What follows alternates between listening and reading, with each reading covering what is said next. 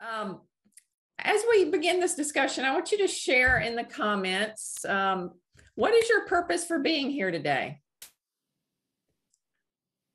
So go ahead and drop in the comments, what is your purpose for being here today? And I will turn on chat here just so I can see it.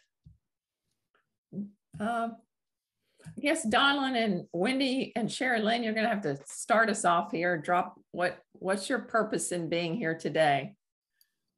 And everyone's purpose may be a little bit different. Listen to other ideas on leadership and other thoughts.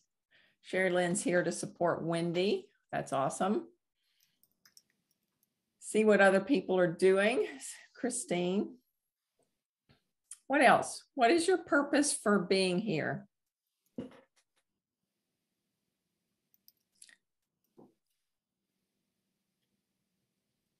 Learn more about leadership skills. Awesome. Awesome.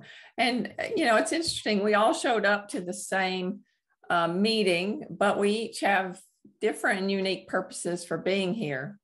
So thinking about your purpose for being here that you've shared, what would it be like to show up as your best self in that purpose? What would you be doing or not doing or thinking?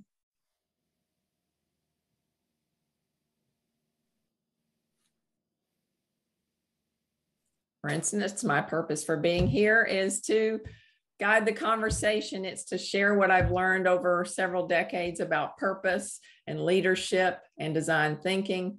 And it's to deliver it in, you know, a unique and different way that gets people thinking about leadership and designing their teams in a different way. So let's see, Wendy's, when she shows up at her best self, she's going to contribute to the meetup and share how the Enneagram adds value and understanding to purpose. Roger showing up as his best self is about listening and being open. You know, for me, showing up as my best self is about being authentic and real and not having all the answers, but knowing I have a great group of leaders here with me that also have valuable insights to share on the topic. So each of us have a different purpose for being here. Each of us have, you know, how we would show up to that purpose as our best selves. And we also have, you know, a reward and a feeling of what it means to show up as our best self.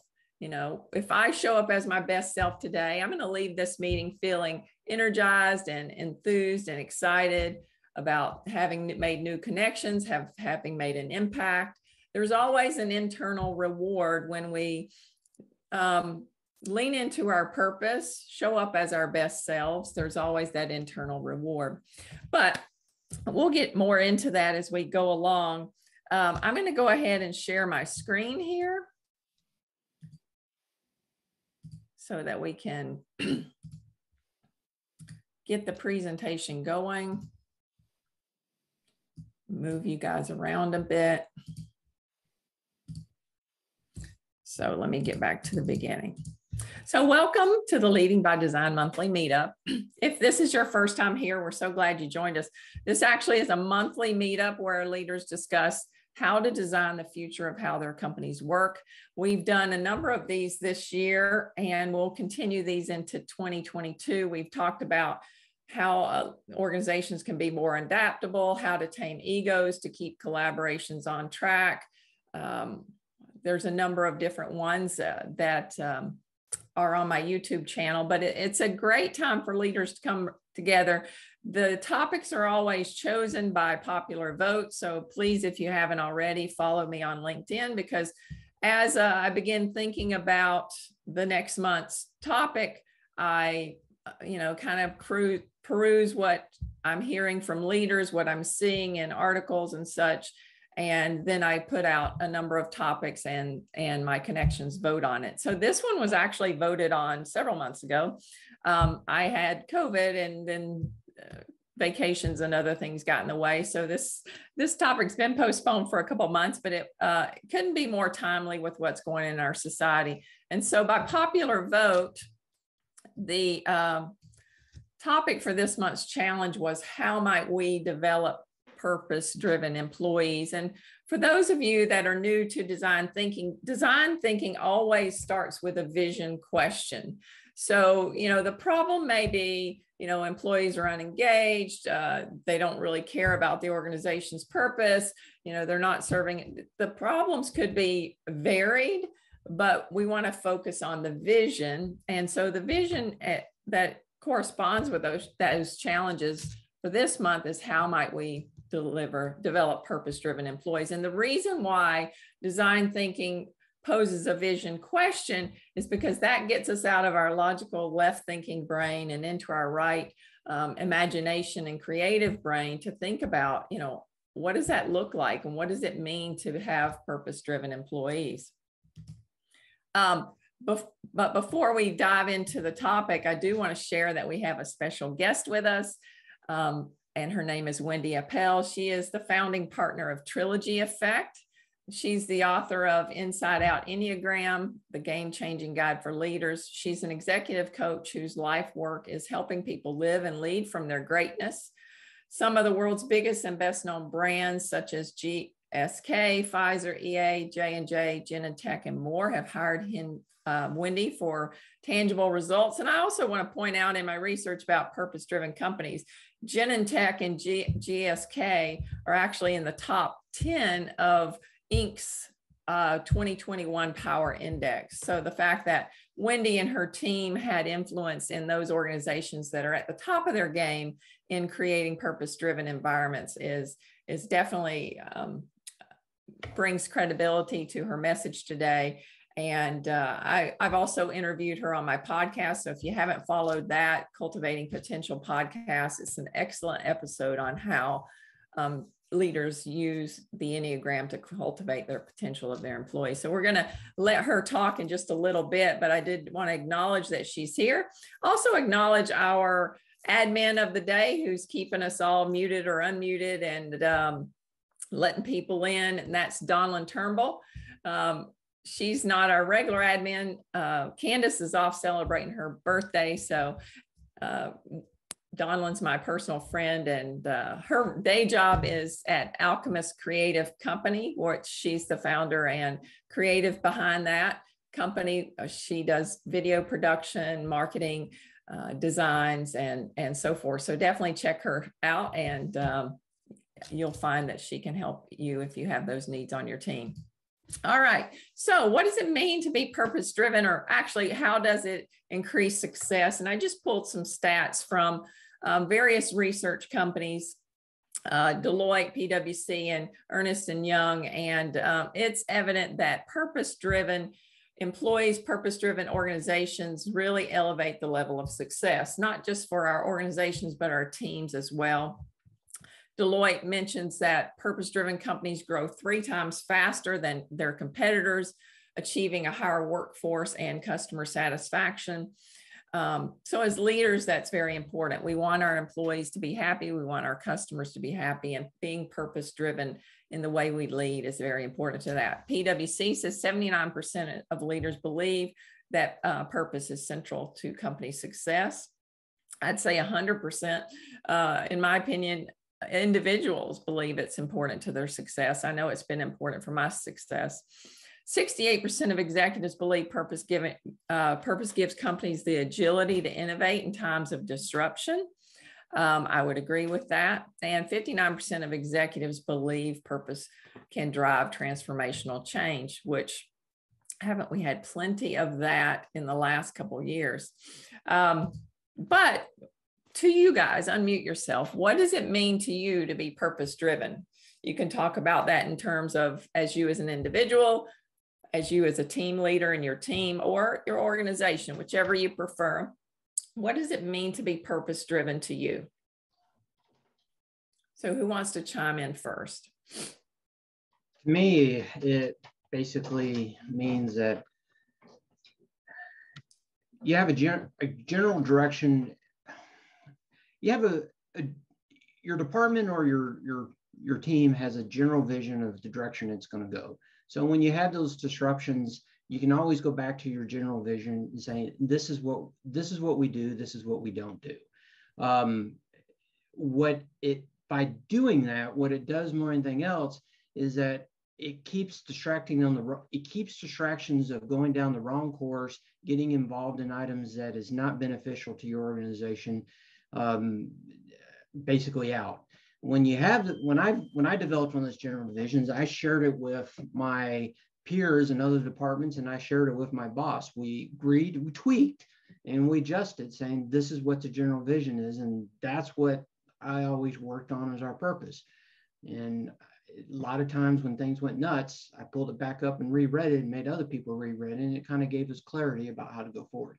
Yeah, it does. It's a general direction you're moving. It's not necessarily a goal that you hit it and you arrive and you're like, yay, we're here. Goals certainly support the vision, but vision is a general direction that we're traveling. What other thoughts do you guys have on what is the meaning of purpose, being purpose driven? Thank you for sharing, Roger. Appreciate that. Well, to me, it means being proactive as opposed to being reactive. And as a team, you often get dragged in to like solving problems that do not really go in what your purpose is. You know, you set your team vision, and yet you are a resource for a lot of people, and all you do is put out fires instead of proactively pursuing your vision. So that way it's a very quick way into being a stagnant team, because all you do is react to other people's problems as opposed to furthering your own cause that you set out to do. So reactive and proactive are my main my main answers on this one. Yeah, and Christine, thanks for sharing. That is a very good point. It is important that we are actively moving towards our vision and not letting those reactions pull us away from our vision. Great point. Thanks for sharing. Anyone else want to chime in?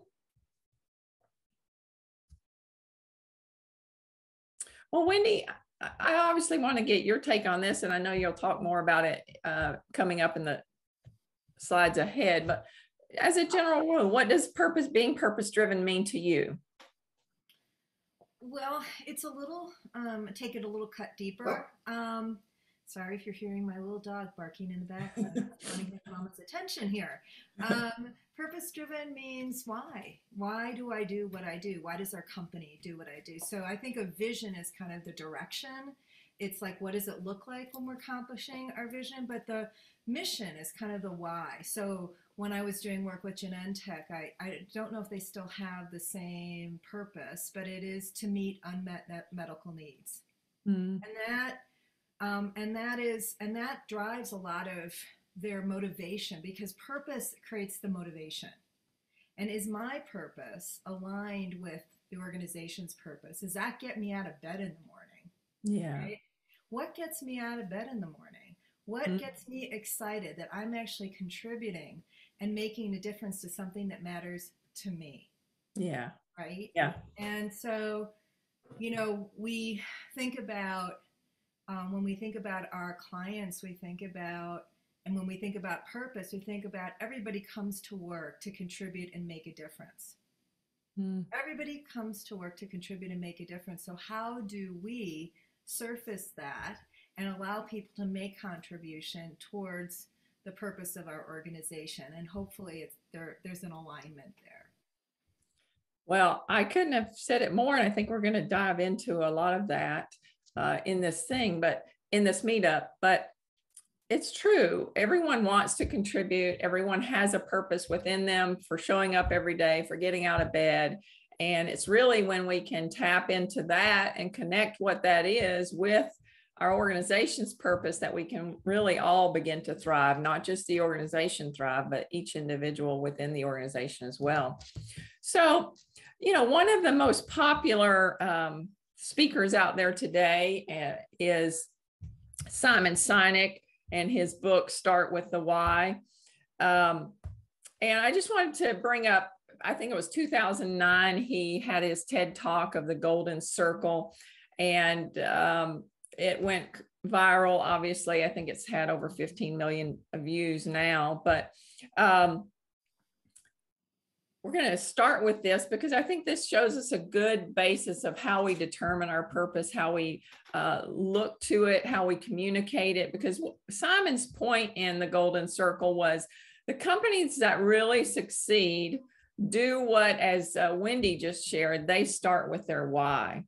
And Donald's going to share the link to the Golden Circle video in the chat. If you haven't watched it, I think it's like 20 minutes. Great video for you to review if you're interested in this particular Golden Circle and how it works. But basically, the most innovative and the leading companies, purpose-driven companies on the planet, communicate in a certain way, and they start with the why. The what of the Golden Circle is what your company does. And the example he gives in the video is one of the examples, there are many, is Apple. And, you know, what they do is they sell computers, basically. Now they sell much more than that, but he talks about them selling computers. And then how they do it is, you know, with a sleek design and simple to use and all these things of how they do that. But why they do it is what resonates with their clients. And at the time of the video, he talked about, you know, they believe that they believe in thinking differently. They believe in being innovative. And they really only talk about their why and not the what or the how, where he references Dell really focused in their advertising on what they do, selling these great computers that do this and that, but they never really talk about why they do it. And so it's a great video that really drives home this analogy of how we need to start with the why and not the what. In fact, if you haven't seen Apple's latest ad, it's like a minute long. Donald's going to share that in the chat box as well, on their new privacy setting. It is like 110% off the charts, all about the why. And it really drives the point home. And you don't know until the end that what they're advertising for is their privacy settings on the Apple phone. So it's really important about to begin to look at the why we do things, why the organization does things, because that's what people connect with. Simon points out that the why is connected to our limbic brain, and we can't even explain sometimes why we connect with a person or organization. It comes down to it feels right. You know, we can't put it into words always, but because of that, they're communicating from the why, it registers with their limbic brain. So I want to put up a poll here real quick. Donald's going to throw it up here for you to share if you feel that you are working for a purpose-driven employer. So just check yes, absolutely, sometimes, more often than not, or no, not at all.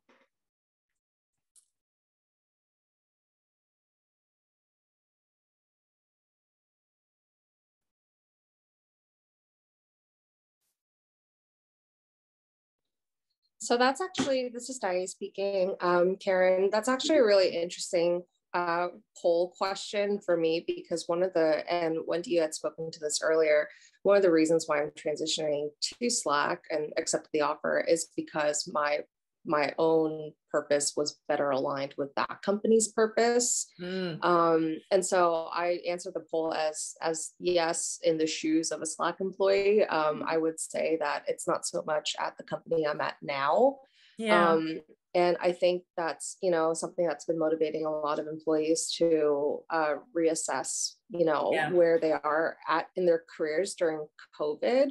I know for me personally, I took this job because I wanted the remote work flexibility, and my employer at the time, Uber, was not offering that.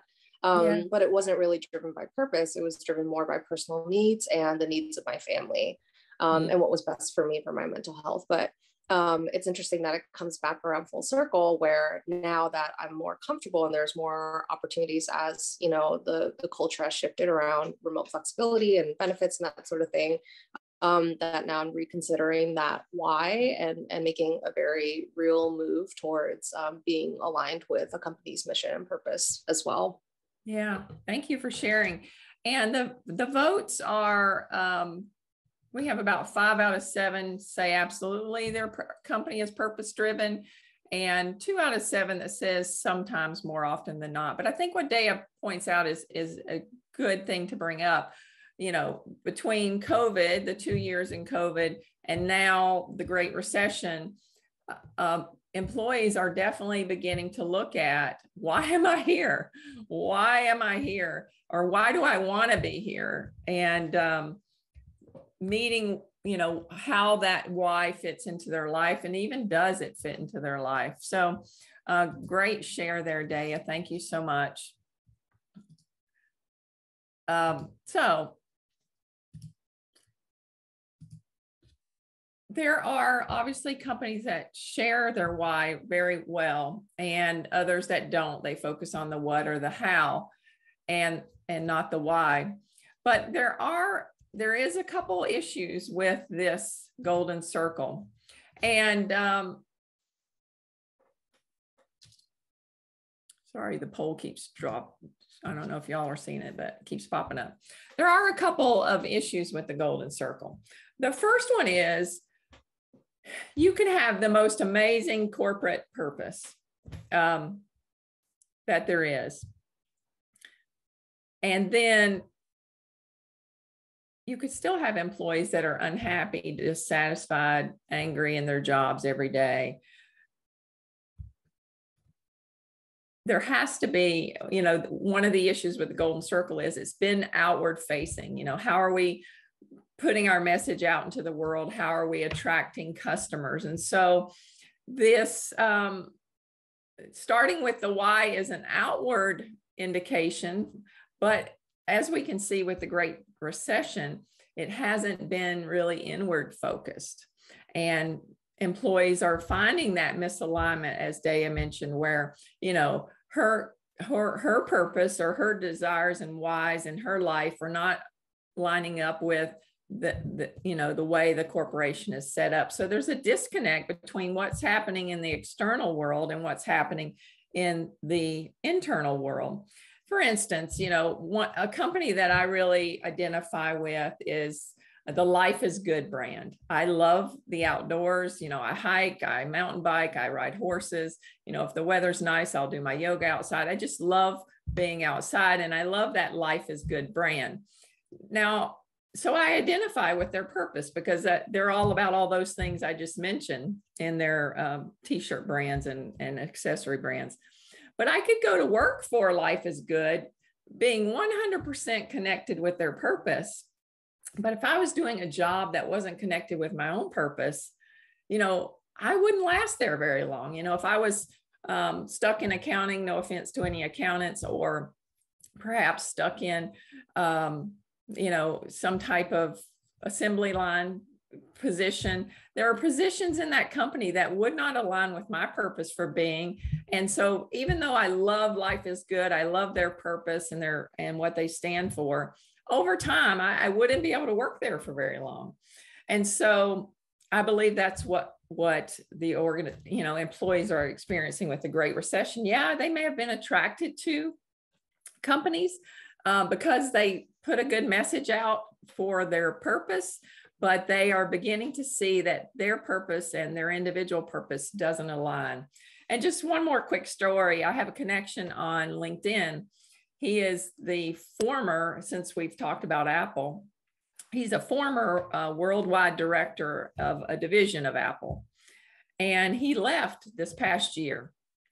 And it wasn't because he didn't believe in Apple's purpose. It was because it wasn't fulfilling his own. And if I had gotten his permission, I would share his name because he's written a great book that I would recommend reading. But that's the point of the golden circle. It has to not only be external focus towards our customers and the marketing messages we put out, but it also has to be internally focused and aligned with our employees and their purpose. So let's talk about the golden circle of personal purpose. It's very similar. You know, what we do is those actions we take, what our body does. The how is how our mind thinks and operates. And the why we do it is our spirit. And oftentimes we may not even know why, but we know it really feels good to do that. You know, when we are working from the inside out from that why, we're very happy in what we're doing. We're very energized by what we're doing. And it's that thing we would do even if we didn't get paid. We love it so much. Oftentimes too, it's effortless. You know, I know as I've managed people over time, whenever I compliment someone and they kind of brush it off as like no big deal, I know that that thing is part of their purpose because it is wired into them so naturally that it's effortless to do. And so from our personal purpose, you know, we start with the why and we move to how we think about things and then what we do. You know, I just a quick share of my own story. My first career was in banking and I was a sales manager leading sales teams. And I used design thinking to bring out the best in those employees. Before I didn't know any of Enneagram at all. And I knew very little about personality types at the time. I was fresh out of college, but I used design thinking and I used this ability to tap into what really excites people to get the work done. But it was only a small piece of my job, and it wasn't very satisfying. And I knew somehow, even though I didn't really fully understand what my purpose was, that it wasn't really aligned with what was going on in the bank. And so it was all about the position. For a long time, I was always worried about going up the ladder to the next position. And finally, after climbing the ladder as far as I could take it, I kind of got sick of climbing the ladder and sick of doing the same thing over and over again that didn't align with, you know, what made me feel alive. And so I said, okay, got to change this up. I had a daughter and I wanted to spend more time, much like Day, I wanted more free time. So I was like, what position can I take that gives me maximum income, but gives me maximum freedom? And it was still all about the what and the how, right? It was still all about the what and the how. And that is when I became an advisor. And even after 10 years of that, same thing, that itch of purpose was not really scratched. And then I thought, okay, surely it's about doing good in the world, you know, and what am I passionate about? And so at the time, I was really, and I still am actually, passionate about women in leadership.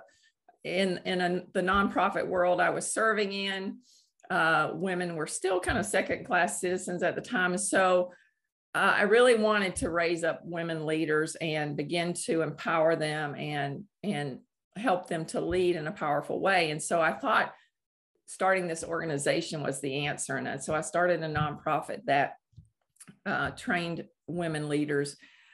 But after almost a decade of that as well, it was the same thing. I was focusing on the what and the how, but I wasn't focusing on the why, that purpose that was within me. In fact, what I ended up doing in starting that organization is I created a position I hated.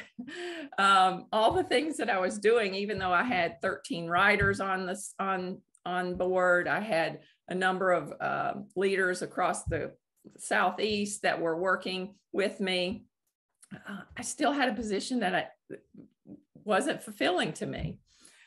Even though what was going on externally was very fulfilling, what was going on internally wasn't. And so I share that to say that we really, it's our human tendency, I guess, to look out and say that would fill it, or this would fill it, or that would fill it. But it's not until we really look inward that we find that this quote by Pablo Picasso really nails it on the head. The meaning of life is to find your gift, and the purpose of life is to give it away. So it wasn't until I spent probably the last 5 or 6 years really digging deep inward to find out, what is this gift that I have that I'm supposed to bring to the world? And that's when life gets exciting. That's when we're happy to show up every day and do what we do. That's when, yeah, the company's purpose is important. Obviously, I don't want to align with a company that is against my own values, but it's not necessarily about them, because it's about what I have to give and how that can impact them in a positive way. And it's when my needs to bring that gift out into the world and their needs of that gift come together, that purpose becomes aligned. I kind of give the example of a hammer and a screwdriver. If you think about a hammer and a screwdriver, a hammer has, particular qualities, and it's used for certain things. You can tear something down with a hammer. You can build something up with a hammer. Screwdriver, it has a list of things that are its purposes. Neither purpose is good or bad.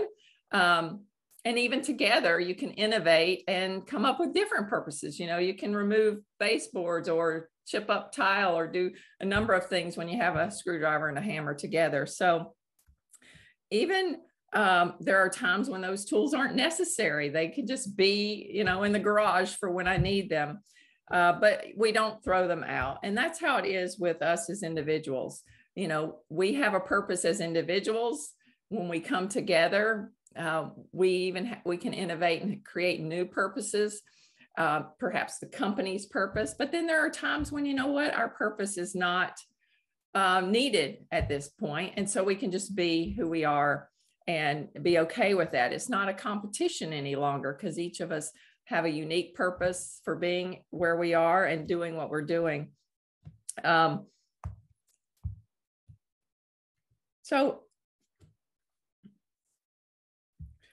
wish I had known, because I spent years pursuing leadership, years pursuing personal growth, years pursuing the right position, years of assessments and value assessments and strength finders and all these things before it clicked. And when it clicked with the Enneagram. And that's why Wendy's here, which I don't want to steal her thunder. But it gave me this bird's eye view of my whole person that I didn't have before when I was seeking it in all those places. It helped me to look in at the what, the how, and the why of my own life, specifically the why. What is my core fears? What are my core desires, my core motivations? I wish I had found this tool when I was working with those teams in my early days out of college, because even though we succeeded, our vision was to always be in the top 10% of our peers. And we always did that. And I feel like I did this kind of intuitively through a similar scenario, but what a great tool if I knew more specifically, John Doe's reason for being is this, and Sally's reason for being is this, and how can I use those and bring those together to achieve the vision of the corporation? Anyway, I don't want to further ado Wendy's conversation, but this is the Enneagram. And as I said, I wish I'd have found this tool 30 years ago. It has saved me a lot of expense in reading books and taking assessments and going to classes and coaching and counseling. And I hope it will save you a lot as well. But before we do that, there's a couple polls I wanted to share. Donlin, poll number 2. These 2 polls are going to help Wendy in her conversations. Are you living your purpose? Yes, absolutely. Sometimes more often than not. No, not at all. No, I don't know what it is.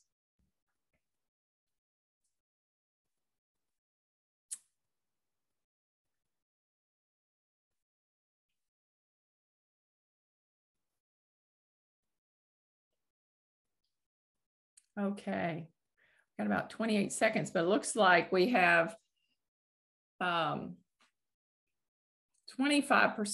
say yes, absolutely, which is wonderful. 63%, which is the majority, say sometimes, more often than not, which is good. And we have 13% that no, they don't know what it is. So we're going to go ahead and end that poll. And then there's one more.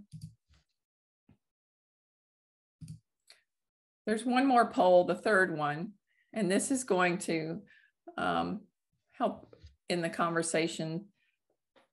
What? Yes, are you familiar with the Enneagram personality typing?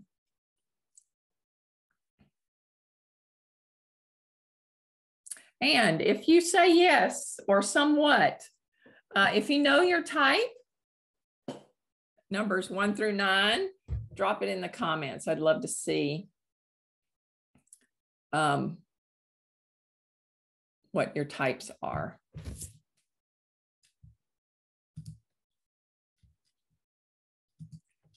I'm a 5.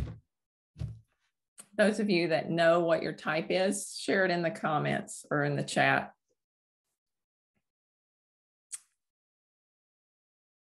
I know Donlin's a 4. Oh, Sherry Lynn's an 8-wing 7. Roger doesn't remember, but that's okay. Anyone else? Okay. We have 43% that say yes, they know what it is. So only about 30 aren't familiar with the Enneagram. I highly recommend it. It's a great tool, and you're going to be convinced to go check it out. Christine's a 3. Awesome. Quite driven individual. All right, Wendy, over to you. I think there we go. I love this quote by Robert Frost, and I used to keep it up in my office. I mean, probably starting 20, 30 years ago, can't remember. But my goal in life is to unite my avocation, the things I love to do, where I'm gifted, with my vocation, the things I get paid to do, as my 2 eyes make one insight. And I don't know, I think there was something really powerful about keeping that phrase in front of me that helped guide me to where I am today. And so I'm one of those really lucky people who feels like I live my life purpose, that my gifts and talents are aligned with what I do and what matters. So, and the Enneagram is a big part of that. And certainly the Enneagram has been a huge shaper of my life and my work. And I ran into the Enneagram in 1992, and it's the gift that kind of keeps on giving. So I use it with all my clients, whether it's in coaching or with teams, and certainly and my colleagues at Trilogy Effect. We all use the Enneagram with ourselves, primarily, first and foremost, and then with our clients. And it really is, it makes a huge difference. And I've, like Karen, been exposed to and am certified in other systems, but this is the one that I find you can really use for your own development and transformation. And it's a very dynamic system. It's got horizontal movement, it's got vertical movement, and you have a relationship with multiple types. So what makes the Enneagram so distinct and so valuable and related to this discussion is that it gets at what are the core motivations and drivers for how I live my life, for the choices I've made all my life. And one of the things that's really germane to purpose is what are the beliefs that I hold? You know, and most often we're not even aware of the beliefs that we hold that shape our actions, shape our interactions, and shape how we see and what we see, you know. And so the Enneagram often helps really pull the layers of gauze back, multiple layers of gauzy curtains, because we're not seeing reality clearly. I think there's a really good phrase: we don't see reality as what it is. We see reality through who we are. And it's so true. It's so true. So this really helps take away some of that film, those gauzy curtains, so you can see yourself and others and the world around you more clearly. So while this is not a course in the Enneagram, this is just a broad brush, what is this thing? You can see that it is not a 4-box model. This is a circle. It's got 9 types. Those types are connected to other types via lines, the lines that connect them. They describe, again, 9 fundamental worldviews, undergirded by beliefs, gifts, and kind of the, also what trips us up, our predispositions, our reactive patterns. And what's so interesting is it's really what happens when our gifts get overused. I think back to Karen's hammer. If we have a hammer, if that's our tool, we start seeing everything as a nail. And so this helps us see that we're actually doing that and how to deploy our gifts in a more deliberate way, and actually realizing we've got a whole bunch of other tools in our toolkit there, or on our tool belt, to stay with the metaphor. So do you want to go to the next slide, Karen or Donlin? Thank you. And this just describes the vertical levels of the Enneagram. So they're within all 9 types, there are actually 9 levels of emotional health or development. So the more asleep we are to ourselves and who's really inside here, the more we become constricted and fixed, and we see ourselves as, this is who I am, this is how I am, this is what I'm capable of, and aren't willing to look outside of that. And so mostly we're in this very reactive place, focused, basically acting on our predispositions. And the more we kind of pull back those gauzy curtains, the more inner freedom we have and range of choice we have around which tool we're going to deploy. And and so with more awareness and more awareness, we become healthier and healthier in terms of how we live our lives, the choices we make, and the interactions that we have with each other. And by the way, jump in with questions here. I hate kind of talking into this void. So Karen, Donlin, for those of you who know the Enneagram, want to contribute to this conversation, feel free. Yeah, I mean, I think your point to if you're a hammer, everything is a nail. As a 5, I'm a problem solver and innovative. And so my brain is always there. And it took me quite a few bumps, slaps to the head with a 2x4 to realize not every problem needs to be solved, for one, but also for 2, problems that other people have, they don't necessarily want to be solved. And so again, back to how we started this meetup, I really have to slow down and say, what is my purpose for being here? How do I show up as my best self? And do that in every interaction, whether it's, when I leave here, my work day to day, and I'm going to go spend time with my daughter and my grandkids, what is my purpose for being there? It's probably not to solve problems. So I have to remember that. And you're correct. It's very unhealthy when I see everything as a problem to be solved, including people. That doesn't make for good relationships. You have to know what those flaws are of your type and really become aware of how they show up. Absolutely. And so, I think it's on the next slide, but could you go to the next slide? Mm-hmm. Yeah. So each type, has superpowers, and we have our kryptonite. I like to think of it that way. And we come out in the world with these superpowers. Each type does, these gifts that we have. And, as little defenseless babies, these are, the theory is that this type is inborn. In other words, it's trait-based. We come into the world with these predispositions, and they're actually our defensive structure, our strategies, our coping strategies as a defenseless baby, to deal with the world around us. So if you've got kids, or if you've got siblings, same family, different reaction pattern to the family. and to school and the culture and the community to deal with this world around us. And over time, we start identifying these superpowers as who we are, as opposed to what we do. And so being able to, like Karen was saying, deploy these gifts that we have when they're going to be most useful is the way forward. And what happens, so if you look at, there's a couple type 8s here, the challenger, the boss, then we have a name for each of the types that tries to capture the kind of essence of the type. But type 8s at their healthiest are, you know, self-confident and decisive.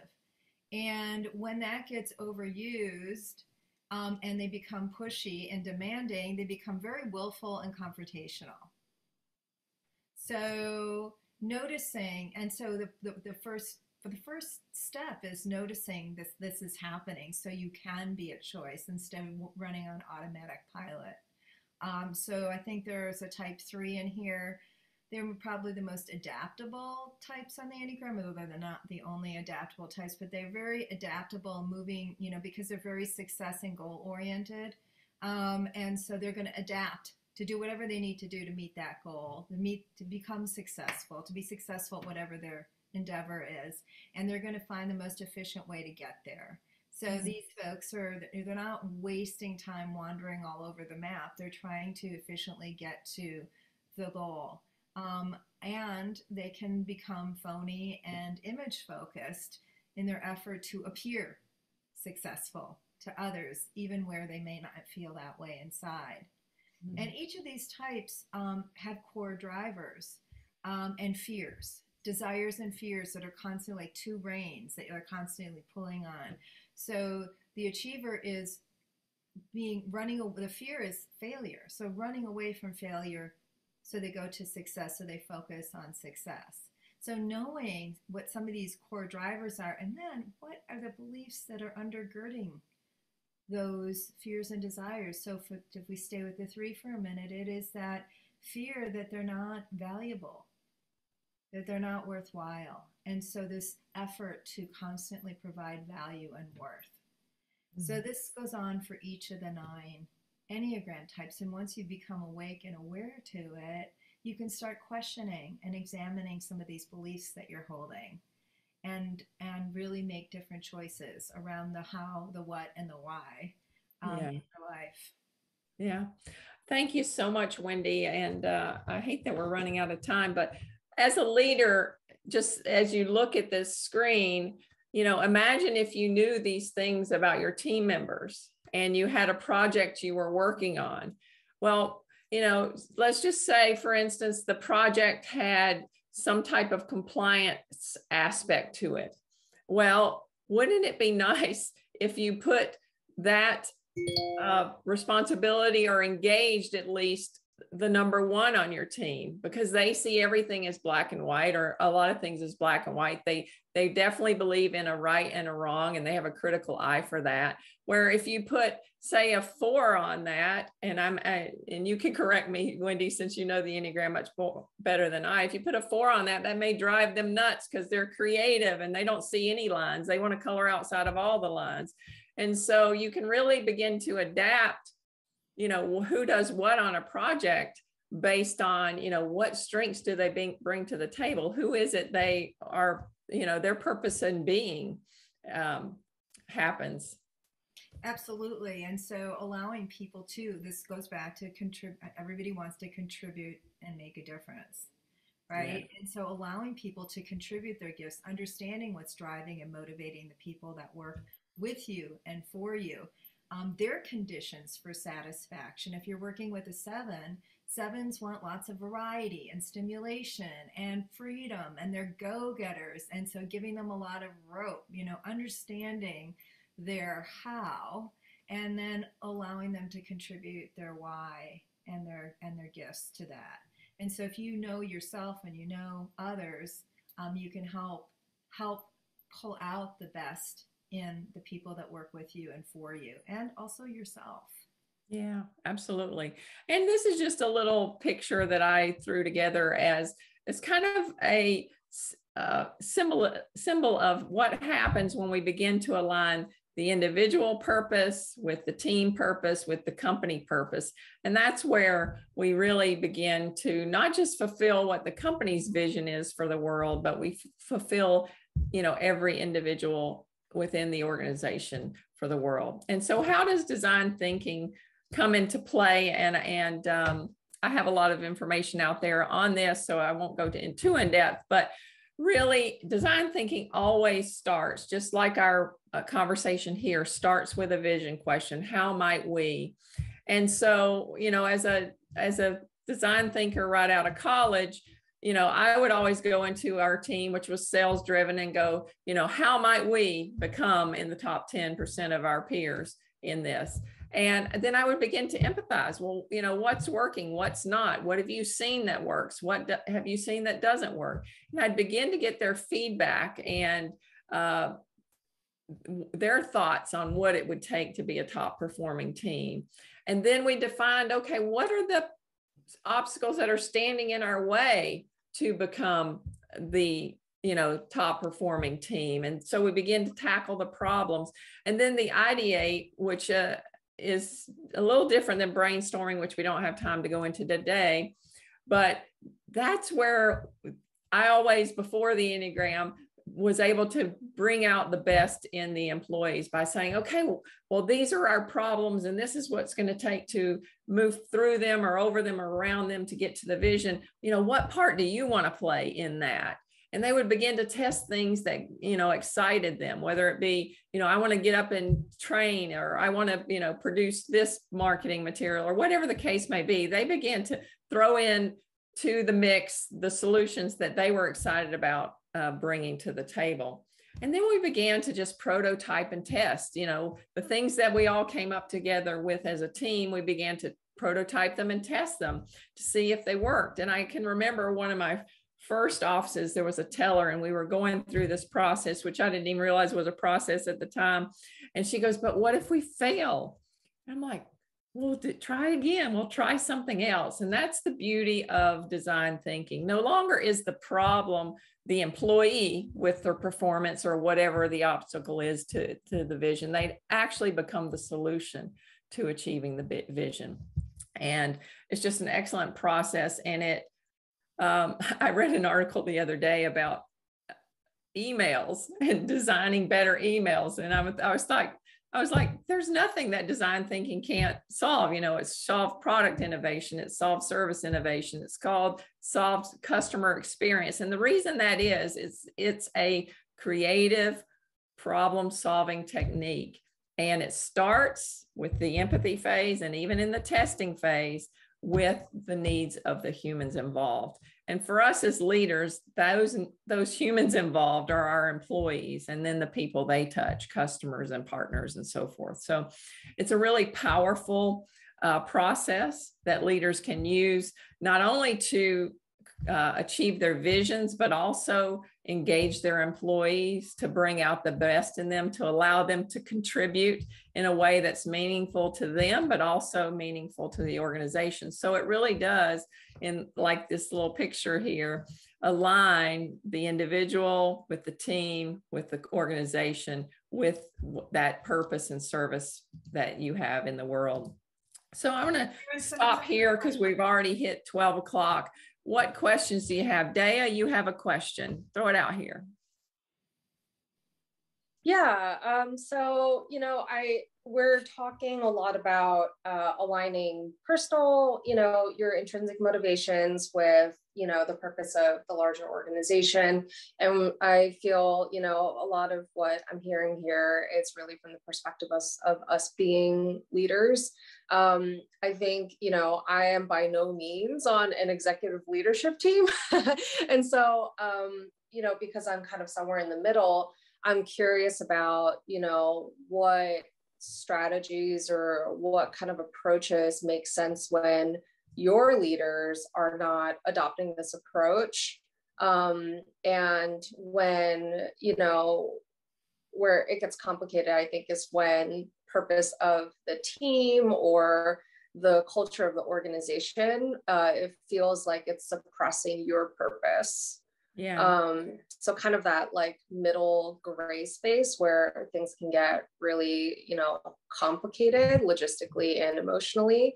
I'm kind of curious about talking about that middle space. I just went through that. I left my job and started my own company. That's how I responded to it, because I love that she said that and asked that, because that's very difficult. I'm a 4, I'm a creative, I'm a right brain, definitely color outside the lines. So whenever the company I was with actually would even have you take personality tests but not recognize that, it was horrible. It was the worst experience for me. And I'd been with the company for years and years and years. And I ended up leaving for that very reason, because how do you change leadership style? Because if it's someone who recognizes what motivates you individually, I thrive in that. And I will jump through every hoop you put out for me. But if you don't cater to that, and it's like what you just described, oh goodness, that's a difficult situation to be in. So I'm really curious about this. Sorry. Yeah. No, that's okay. Madeline, thank you. And I think that is part of what's going on with the Great Resignation. People have choice now because the economy is pretty good and there's lots of job availability. And so I think people are jumping ship because everybody's reconsidered, or not everybody, but a lot of people have reconsidered, like, whoa, life can change on a dime. And how do I want to spend my life? And what do I want to spend it doing? And who do I want to spend it with? Yeah. And so I think the importance of this conversation is for organizations to pay more attention to exactly what you're talking about, which is their purpose and being more purpose driven. And I think they'll be a great attractor for, great employees, and really surfacing the best in others and understanding what drives the people that work with them and for them. Yeah, I agree. And Daya, my advice would be, before you jump ship, to have that conversation with your leader to say, these are the ways in which I thrive, and know those. And, how can I do more of those things? I had a podcast with Mark Crowley, and he wrote a book called Lead from the Heart. And he tells a story of an employee who, he was, I think it was a financial broker at the time, and he had a team of brokers under him. And he tells a story of a woman who did fairly well as a broker. But when he came onto their team leading it, he wasn't, I guess, all that great in organizing meetings. And she, obviously, I forget what's Enneagram's the best organizer, but anyway, she was an organizer. And she said, can I help you with that? She was eager to help with that. And he said, yeah, it saved me a lot. And so he allowed her to do that. And she later told him she didn't take other job opportunities. She didn't move to other teams in the organization, all because he gave her a taste of what her heart really wanted more of. And so it's not that we have to do this 100% of the time. It's just that we have to have enough of it that our heart is full, that, there are parts of our jobs and parts of our lives that we just would rather not do, but we still have to do. And so I would have that conversation with my superior and say, this is how I thrive. These are the things I enjoy and love to do. I'd like to bring more joy to my work so that I can be energized for the things that maybe I don't enjoy as much. How can we make some adjustments or bring some things that can, engage me a little bit more? I don't think there's any leader out there that wouldn't love to have a conversation like that. Yeah. I think, it's interesting for me, and this is just on personal experiences at my 3 past workplaces, where I've always been very good at advocating for myself. I've learned how to manage up. And so I've been very vocal about what my needs are and where I'm very successful. I think where it gets complicated for me is what happens when it's a skip level or someone above that, where there's a very top-down approach to the culture. And you get things on your plate, that you don't want to do, which is, it's going to happen to you wherever you go. And I'm fine with that. But I think more from that kind of cultural perspective, since we're talking about purpose, it seems like a very big barrier. Yeah. You know, like how do you change the minds, or how do you influence multiple levels up to your own leaders beyond like your manager, right? Yeah. Absolutely. And, you know, whenever we come to superiors, you know, it's very easy for egos to get triggered and them to take offense like they're doing something wrong, rather than, you know, looking at it as, you know, this may be a way we can work together better. So, you know, if egos are involved, then it's very difficult. And obviously, as you said, cultures play a huge role in that. And when you see that those barriers are there, those are not barriers that are easily changed, certainly not by one person. And you probably are, as you have done and as Donalyn have done, better off moving on to one that's a better fit. Yeah, you can't really change culture. I mean, you'll beat your head up against the wall. You can influence your, you know, your sphere, the people who you touch on a daily basis, by showing up, you know, and this is where the Enneagram is super helpful, by showing up as your best. And that's where we actually have influence. People want to follow us. We inspire others. So we can do that in the circles that are close to us. But if you're trying to change culture, you're barking up the wrong tree. Yeah. That's really interesting. Sorry, I feel like I'm taking over the conversation, but I just want to respond to that comment and pose another question. You know, in the role that I'm in right now, you know, we're building up the learning and development team from the ground up. And one of the key reasons why we were created and sponsored in the first place was to drive culture. Through our technical learning, through our people development programs, which, you know, we've launched in the last couple months. And so I think it's interesting that you say that, because it's almost like I have the sponsorship of the president of the organization. We work very closely, but it's almost like the middle management stakeholder pieces that get complicated there. So that's the comment that I have there. And then I just want to interrupt for 2 seconds. If you've got the sponsorship of the leader and the leadership team, and they're going to be driving that with you, they're not just handing over it to you and your team, then you have a real opportunity. Yeah, I agree. Yeah. Oh, sorry about that.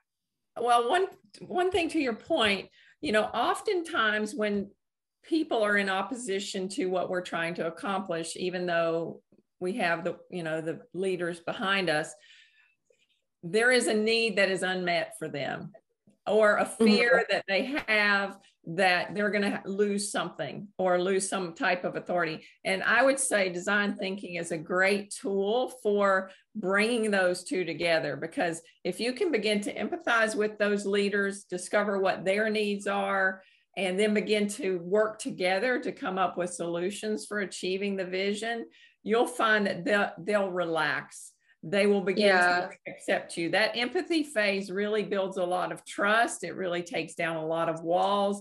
They see that you're not imposing things on them, but you're actually working together to make a better environment in your company.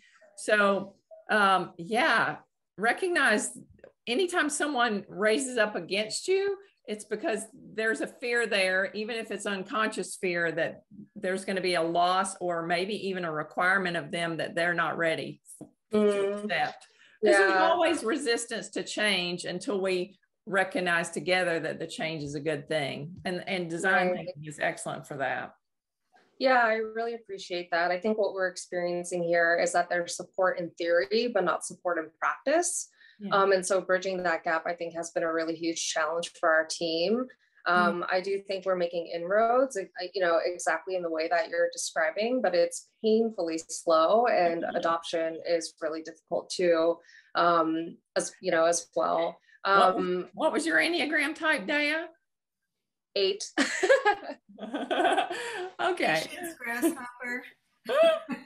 Yes, Rome was not built in a day, even though we wish it was. Yeah, and I guess the other question that's kind of a tangent off of the question I had earlier was, you know, what if you your your why is very aligned with the company's why, and you feel very connected there, but you're not connected in the middle, like with from a team or like in, you know, your individual org perspective. I feel like I'm dealing a lot with gaps, you know, and so trying to bridge that chasm, I think, has been an interesting challenge I've not necessarily experienced myself, but have seen in people close to me in their work environments. That's the last thing I will say, and then I will leave. That's the last question I will ask. You know, when we're in a position, it's easy for us to focus on the what and the how of a situation. And I would say try and connect on the why. You know, why, what is it that these other leaders want? What's their vision? What's their mission? Why is it they want that? Why is it important to them?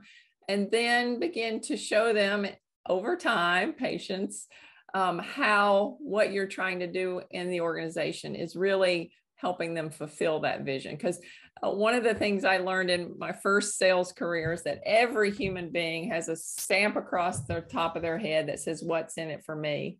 And I have a feeling that these leaders just are not clear on that yet. Thank you so much for taking the time and for responding. I know we're very much over time. Yeah, we are. And so I'll end it there. Like we started this seminar or this meetup, we don't have one purpose. We have a million purposes, and those purposes are different depending on who we're interacting it with, what the goals we want to achieve are. So if we can begin each, segment or interaction of our day, asking ourselves, even if only quietly in our mind, what is my purpose here? How can I show up as my best self?